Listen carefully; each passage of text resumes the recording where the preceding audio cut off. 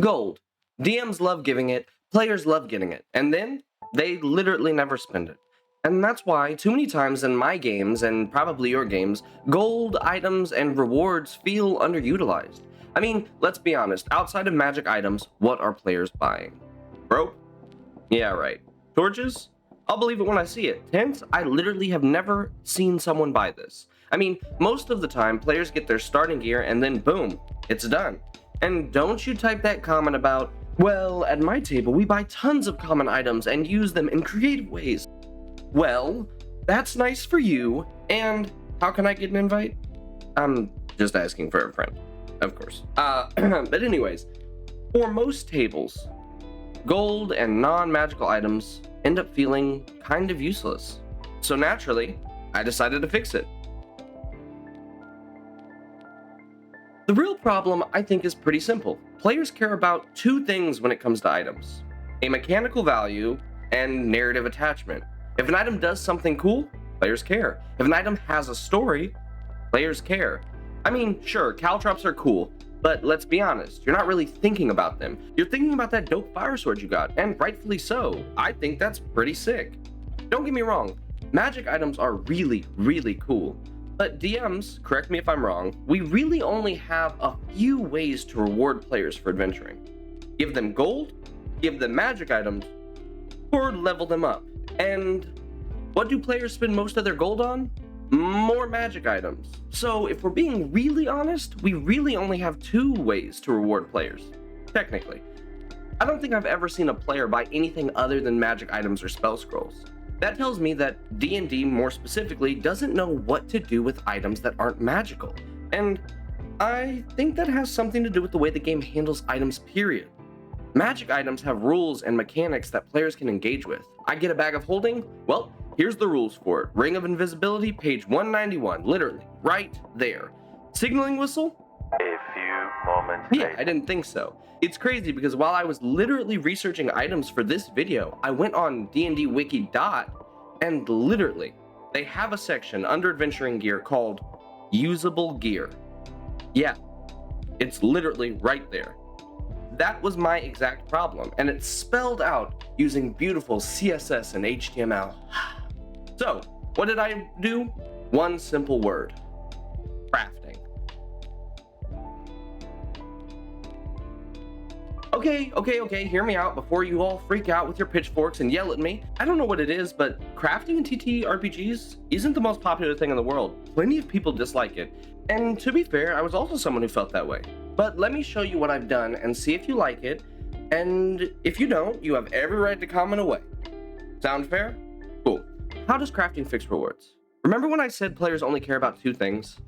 A mechanical value and narrative attachment. I think crafting lets you do both at the same time, because instead of the game telling you what an item is, players and characters create what it becomes, and that changes everything.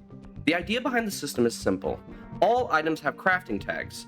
Crafting tags are these little identifiers that showcase what crafting systems an item can be used for, and these crafting tags come with 4 categories.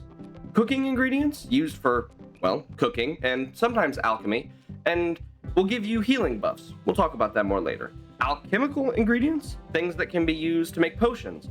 Potions in Heroic are more about debuffing and buffing and overall magical utility, but a potion at the right time could mean life or death. And then materials. These are used for weapons, armor, transportation, housing. I mean, pretty much these are anything that you can't consume but could be used to make other things. And finally, monster parts.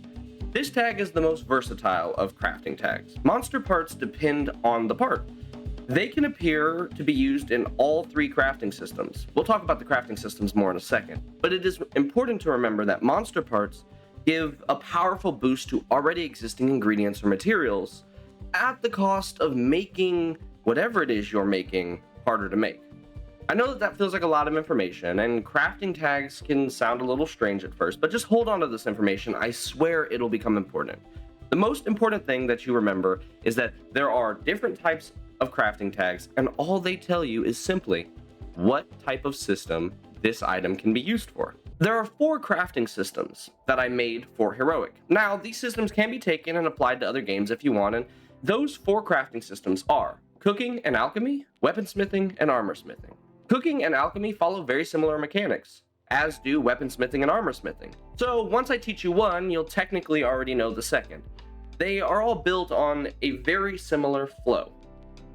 Choose appropriately tagged items, calculate bonuses and abilities, name and record your new item on a recipe card. Each system may add a unique challenge or modify the steps, but that's the basic flow. That's it. And honestly, if you wanted, you could easily make rules for other types of goods to be made. And maybe I will. But let's not get distracted. Let's start with cooking. At the end of the day, anything tastes delicious when you're hungry. Cooking in Heroic isn't just flavor. In Heroic, food restores life energy. A good meal heals wounds, and the magic of care and tenderness poured into every bowl of food connects not only us to our characters, but our characters to each other. I mean, food really does heal the soul, after all, and you can fight me on that. Finding ingredients and making interesting dishes allows characters to have personal moments, reminisce on a childhood dish, or a wacky moment that becomes a long-lasting bit in your campaign, like pizza time. Whatever the case, I knew I wanted food to be very important, and so I turned to a few of my favorite Nintendo games. Of course, I'm talking about The Legend of Zelda, Breath of the Wild, and Tears of the Kingdom. In those games, Link gobbles down plates and plates of food, like our average sweaty edgelord, and he heals. That concept, well, it felt just right to me. So, I made a major decision in my game, that being, food is the main source of non-magical healing. Yeah, that's right, no health potions. A staple of the genre I decided to just rip out and throw away, and you know what? I'm sorry to all of you who are very much devastated at that, but I hope you hear me out, because I think it actually adds a lot of benefit. Health potions are an easy way to make number go up, but I want items, rewards, and gold to feel more important. So now that we know that, let's get back on topic. To start cooking in Heroic, you first need to pick items you want to cook with. As long as that item has the ingredient tag, for example, we'll use red apples, it can be baked into what will become a meal. A meal can contain up to 4 ingredients, although some backgrounds in Heroic may increase that limit. Stay tuned for my character origins and background video. So we'll say that we have 4 red apples, and red apples have the following benefits. Hardiness. Hardiness is the benefit type that describes healing. Hardiness value heals a player character a number of HP, or hearts as they're called in my game. This section is a description. Can be eaten raw. This tells the player if the food can be eaten raw, if it has any special effects or hindrances. This section will describe how the item behaves. It will give a little bit less of a numerical mechanic and more so just give us more of a description. And this is a modifier. Plus 3 temporary hearts for 8 hours. This means when eaten, you get plus 5 HP and get plus 3 temporary HP for 8 hours. And that's all for the first phase, for the ingredients phase. Now we move on to the next step. It's time to turn the apples that we have into, well, food to be cooked. So this is the preparation phase. During the preparation phase, you simply write down all the listed benefits on your recipe card, abilities that are the same between ingredients stacked. So let's go back to our 4 apples. Our 4 apples each have plus 5 hardiness and plus 3 temporary hearts per apple. We will ignore the can be eaten raw because, well, we're about to cook it.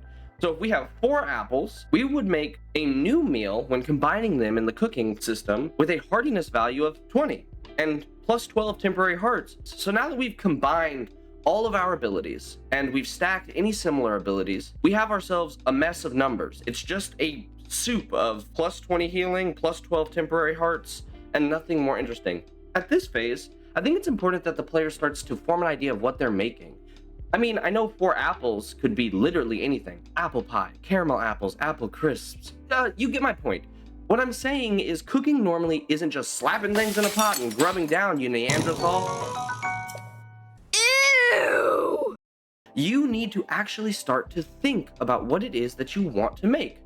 What it is that the player is crafting. See, the system doesn't restrain needing things like sugar and butter or whatever, so screw it. Let's make apple pie. Sure, we named it apple pie, but it's time to add a little bit more TLC.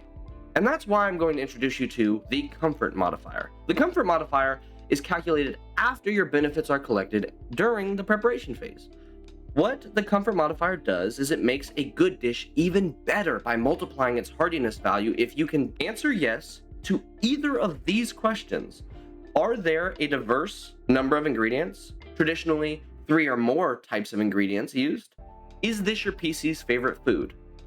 So, we know that we didn't use more than, well, one type of ingredient, but for the sake of the example, let's just say this is my favorite food. And hey, I mean, apple pie is a good choice. That would mean for my player character, they would get a plus 40 hardiness and plus 12 temporary hearts. It doubled its hardiness because it has an emotional attachment to the character, or it has an interesting and complex set of ingredients. And I know what you're saying. More ingredients doesn't always mean better food. You're absolutely right. But for the sake of keeping the system simple, I think that that's a very fair trade-off. If you use more ingredients, there will be more flavors. More flavors may add a different level to the experience. Now it's time to move on to the most stressful part, the cooking phase. Now that we've spent all this time putting that pie together and taking the time to write everything down, in order to successfully make a dish, you need to make a culinary arts skill challenge roll, or an appropriate skill roll for your system. You succeed, you create the meal. You fail, you lose those ingredients. There's nothing more upsetting than burning a pie. And this system reflects that. So remember how I said monster parts can modify the difficulty? We'll say for this example, instead of using 4 apples, we use 3 apples and some gelatinous slime. Because an apple pie with slime in it sounds appealing. Well, this would be where monster parts differ when cooking.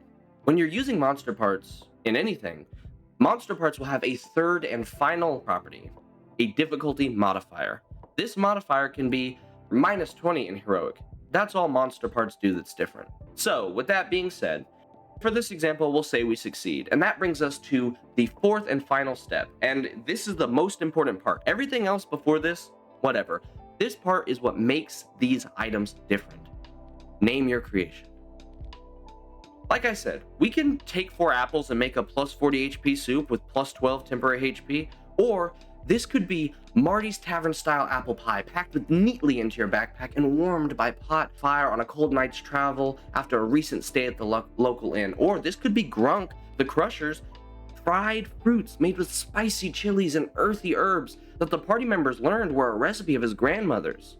The name makes this custom item mean something. These could be bits that bring your party together, or moments for your characters to bond over during downtime. And hey, maybe your party doesn't want to cook. I know that we've all been there, standing in our kitchen, looking around our cabinets going, do I really want to do this? But we all need to eat. And so you can make a few basic meals, and then when they stop into a town, you can describe the smells of baked good or fried fish. And of course, you were going to do that anyways, but this will make the players want to stop and investigate these food stalls. There may be specific dishes only accessible with ingredients in these towns. And boom, now they're spending money on more things. No longer is it, oh, let's just buy 12 rations and call it a day. It's, hey, remember this town? I remember this town. It had those delicious croissants. Let's go get some while we're here. That makes downtime interesting. That makes money matter. That makes adventuring have a purpose. No, that is not a glitch. Yes, this is the end of the video. I was originally planning on putting all 3 crafting systems in one video, and that quickly became a very, very ambitious project. So, I am going to cut this into parts. I'm holding myself to a standard to be consistent, and that is because, well, this is something I really care about. So, for the effort of preserving quality and allowing myself to make the kinds of content I want on a timely fashion, and so that all of you, more importantly, don't have to wait 4 weeks for me to finally edit this 2-hour-long monster video that I have recorded, I've broken it into parts. With that being said, I hope there's some things you can take away from this video. I know the system's not perfect, and it's very rudimentary, so, take everything with a grain of salt. Some of the numbers and the way it works might change over time, and that's completely okay. So if you have made it this far in the video, I have to say thank you so very much. These videos take a lot of time to make, and I am just happy that you got something of value. And if you didn't, that's okay too. I'm just glad that you stuck around. So, with that being said, if you could do me the biggest favor, like, subscribe, share it with a friend, and until I see you next time, keep making things and always remember to keep adventuring. Bye-bye!